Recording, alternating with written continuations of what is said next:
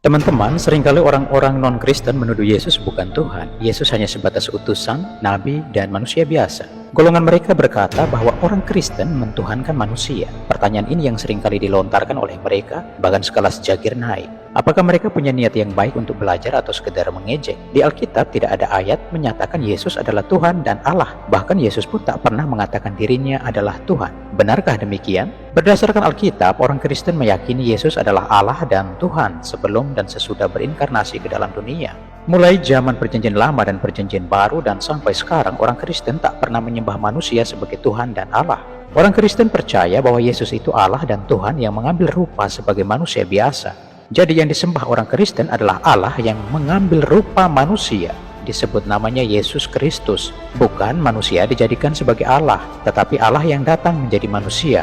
Maka itulah yang disembah orang Kristen.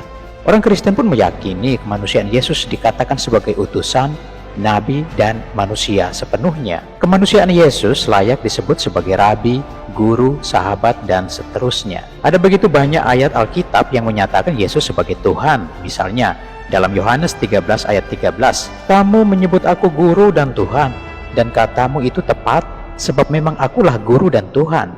Dalam Yohanes bab 13 ayat 14, "Jadi jikalau aku membasuh kakimu, aku yang adalah Tuhan dan gurumu, maka kamu pun wajib saling membasuh kakimu." Dalam 1 Yohanes 5 ayat 20, "Akan tetapi kita tahu bahwa Anak Allah telah datang dan telah mengaruniakan pengertian kepada kita, supaya kita mengenal yang benar dan kita ada di dalam yang benar. Di dalam Anaknya Yesus Kristus, Dia adalah Allah yang benar dan hidup yang kekal."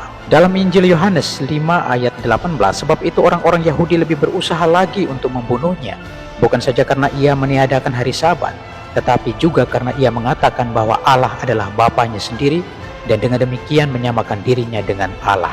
Teman-teman, ada begitu banyak ayat Alkitab yang mendukung tindakan keilahian Yesus.